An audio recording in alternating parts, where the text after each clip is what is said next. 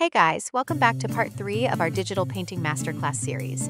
If you've stuck with me through the first 2 hours, you should now have a character that has great structural line art, clear flat colors, and a beautifully established light and shadow foundation. If you happen to stumble onto this video by accident, or if you need a refresher on how we set up our multiply shadow layers and selected our cyan and magenta cyberpunk color palette, you can jump back to part 2 right now to get your file up to speed. Then meet us right back here. Today is all about texture, material rendering, and painting realistic surfaces. This is where the magic happens, where we transition from a stylized comic book look into a highly polished cinematic illustration. Over the next hour, we are going to focus entirely on how to make different materials actually look and feel like what they are supposed to be. We are going to paint weathered leather, brushed metallic chrome, and soft human skin reflecting harsh, colored neon lights. Here is our roadmap for this third hour. For the first 15 minutes, we are going to tackle skin rendering and face detailing under complex lighting. Around the 20-minute mark, we will move on to the cybernetic arm, breaking down the exact science of how chrome and metal reflect light differently than cloth. Then, for the final 25 minutes of the video, we will focus entirely on the clothing fabrics, detailing the heavy folds of the jacket and adding those beautiful glossy wet highlights to simulate the neon rain. This is going to be an intense detail-oriented hour, so zoom in on your canvas, make sure your brush pressure is working perfectly, and let's get started with the face. Let's zoom in close on the character's face to start. Right now, around the 3-minute mark, we have our basic skin color and our flat multiply shadow layer covering the right side of the face. The biggest trap artists fall into when painting skin under digital lighting is making it look like hard, dead plastic. Human skin is organic, semi-translucent, and alive. When light hits an edge where shadow begins, it creates a phenomenon called subsurface scattering. The light penetrates the skin, bounces around the blood vessels underneath, and creates a highly saturated, warm glow right at the transition line. Watch my color picker right here at the 6-minute mark.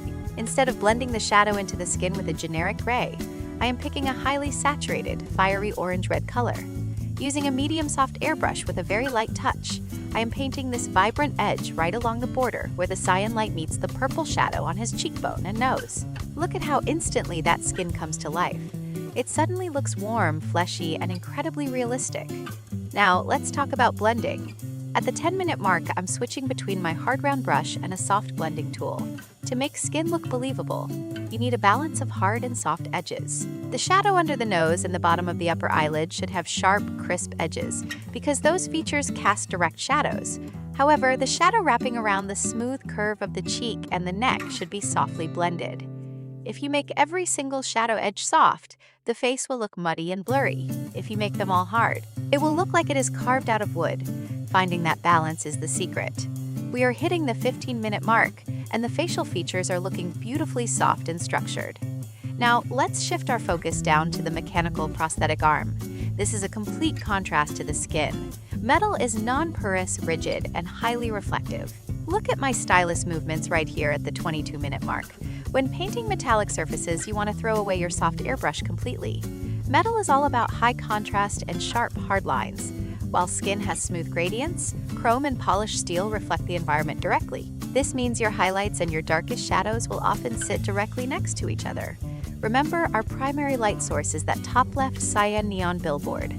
At the 27-minute mark, I am taking a bright, nearly white cyan color with a completely hard, solid brush, and I am painting sharp, geometric rim highlights along the top edges of the mechanical shoulder and forearm panels. Notice how I am drawing clean, straight lines that follow the exact form of the metal plating.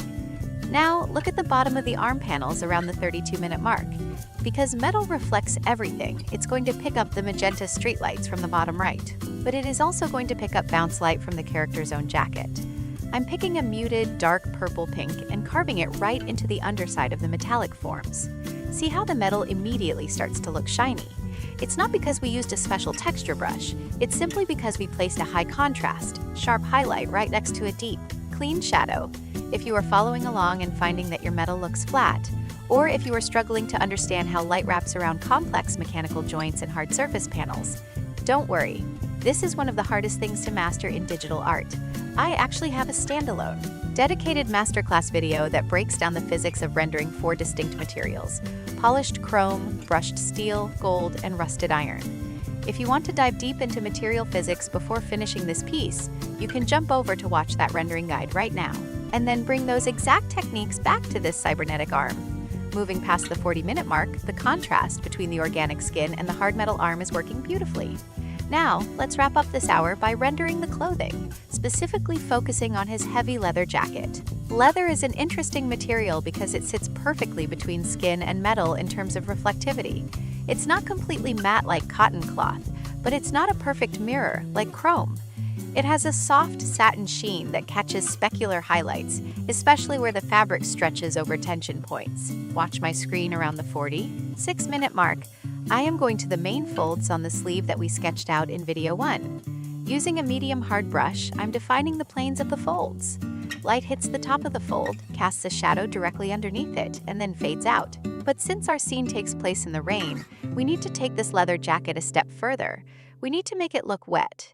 When a surface is coated in water, it becomes incredibly reflective, almost like a mirror. At the 52-minute mark, I'm creating a new layer above the jacket, setting it to Color Dodge, and picking a very bright, saturated cyan. I am painting tiny, sharp, broken streaks of light along the very peak of the leather folds, and adding small water droplet shapes running down the fabric. Look at the 56-minute mark. See how those tiny, sharp, wet highlights make the entire jacket look like it is glistening under a heavy downpour. The contrast between the broad, soft shadows of the fabric and these razor-sharp, bright water reflections gives the illustration an incredible level of production value and cinematic realism. And that brings us right to the 1-hour mark for part 3. Look at the screen right now. We have successfully transformed our flat color blocks into beautifully rendered, high-fidelity materials. The skin feels warm and alive. The mechanical arm looks sharp and metallic, and the jacket has a gorgeous, wet leather texture that perfectly sells the rainy cyberpunk environment. We are officially over the hump, but we aren't done yet. In the next video, part 4 of this series, we are going to move away from the character for a bit and focus entirely on building the environment. We will paint the background, design the massive glowing neon billboards, add atmospheric depth using fog and depth of field, and paint the realistic rain effects cutting through the night air. Save your layer progress, make sure your files are backed up, grab a cup of water, and whenever you are ready to build our cyberpunk world, click over to part 4. I'll see you right there.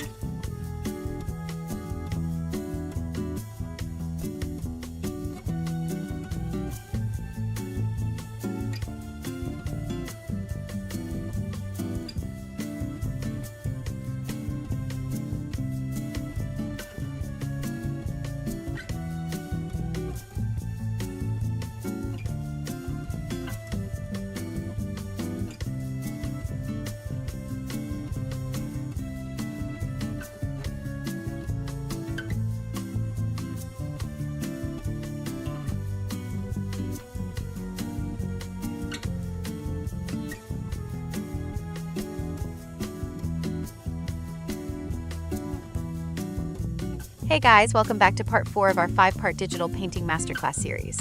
We are entering the home stretch of this massive illustration project. At this point, our cyberpunk rogue character is fully rendered. The skin looks alive, the mechanical arm is gleaming, and the wet leather jacket is completely dialed in. But right now, if you turn off your background grid, our character looks like they are floating in an empty void. Today, we are changing that completely. We are building the world around him. Over the next hour, we are focusing entirely on environment design, atmospheric effects, and creating a sense of cinematic scale. A common mistake I see many artists make is spending 80 hours on the character, and then just slapping a lazy gradient or a generic photo texture in the background. We are not doing that today. Your background needs to tell a story, support your lighting, and frame your character perfectly without stealing the spotlight. Here is our roadmap for this 4th hour.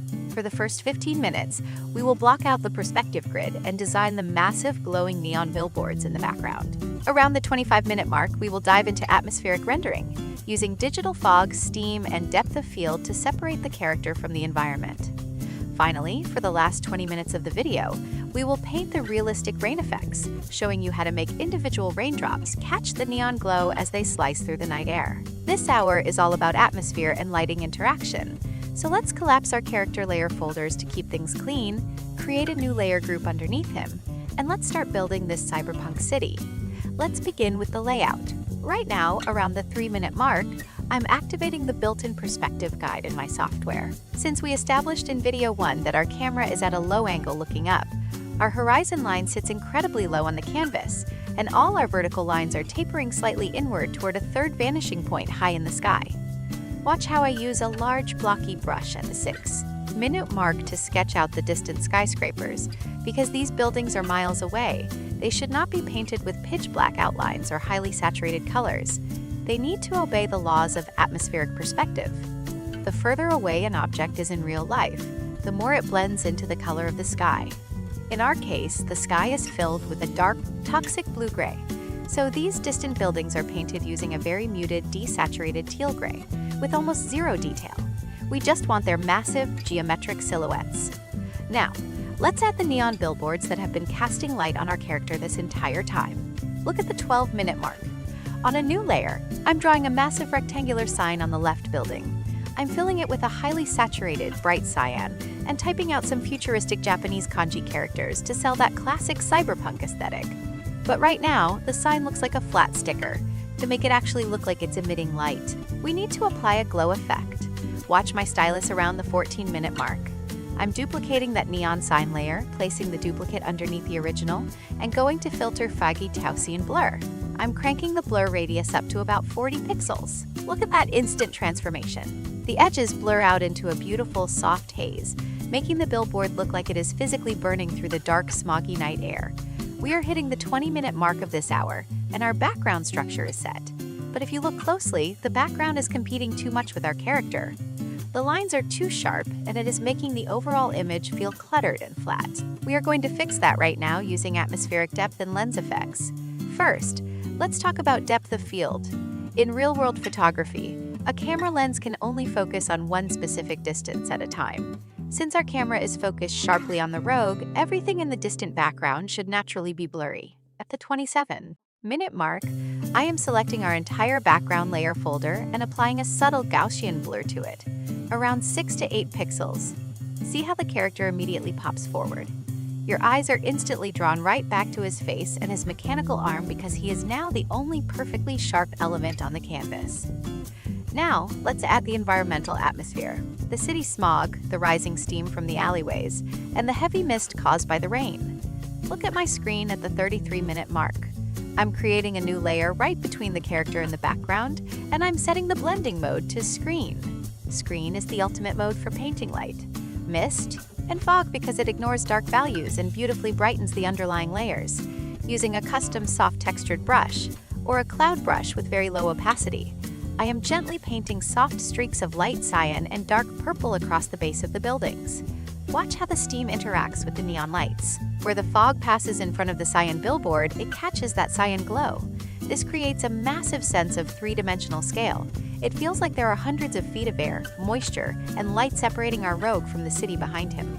If you are following along and finding that your background perspective still feels warped, or if you are struggling to make your digital fog look soft and natural instead of patchy and messy, don't worry. Painting believable environments takes a completely different mindset than painting characters. I actually created a fully comprehensive standalone masterclass video specifically on digital environment design and atmospheric perspective tricks. If you want to master the art of painting cinematic cities before finishing this project, you can jump over to watch that environment guide right now, and then bring those city building techniques straight back to this canvas. Moving past the 45-minute mark, we are entering the final quarter of this hour, and the stage is beautifully set. The city is glowing, the atmosphere is deep, and our character is framed perfectly. Now, it is time to add the final crucial element that ties this entire narrative together: the rain. Painting rain isn't just about drawing thousands of random white streaks across your screen. Raindrops move incredibly fast, which means they experience severe motion blur.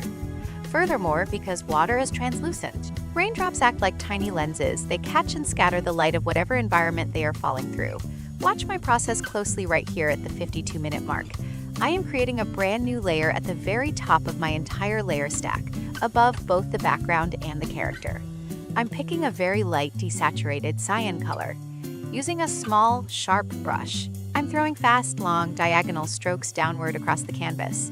Notice that I am keeping the angle of every single stroke perfectly consistent, around 70 degrees, to simulate a strong wind driving the rain down. Once I have a good scattering of these lines, look at what I do at the 55-minute mark. I go to Filter Fit Motion Blur. I match the angle of the blur perfectly to the 70-degree angle of my strokes and increase the distance. Instantly, those harsh lines turn into realistic, high-speed streaks of falling water. To give the rain absolute realism, we need to create layers of depth within the storm itself. I'm creating a second rain layer underneath the character. For this layer, I make the brush strokes much smaller and drop the opacity to 40%. This represents the rain falling far away in the background. Then, I create a third rain layer at the very top, make the brush strokes massive and heavily blurred, passing right in front of the camera lens. Look at that three-dimensional storm. By having small rain in the back, medium rain on the character, and large, blurred rain in the foreground, you feel like you are standing right there in the downpour with him. And that brings us right to the 59-minute mark, perfectly closing out our fourth hour together. Take a step back from your drawing tablet and look at the screen. The transformation today is absolutely unreal. We built a living, breathing, rain-slicked cyberpunk metropolis from absolute scratch. The atmospheric fog is beautifully soft. The depth of field is working flawlessly, and the falling rain connects our character to his environment perfectly. We have built the anatomy, rendered the materials, and painted the world. Now, all that is left is to push this illustration to a professional, industry-standard finish. In our fifth and final video of this masterclass series, we are going to dive into the post-processing and special effects phase. We will talk about color grading, adding chromatic aberration, painting flying lens flares, sharpening details, and using final adjustment layers to make this piece look like a high-budget cinematic movie poster. Save your project file, back up your layers, rest your eyes, and when you are ready to bring this entire 5-part journey to an epic conclusion, jump straight into the final episode, Part 5. I will see you right over there.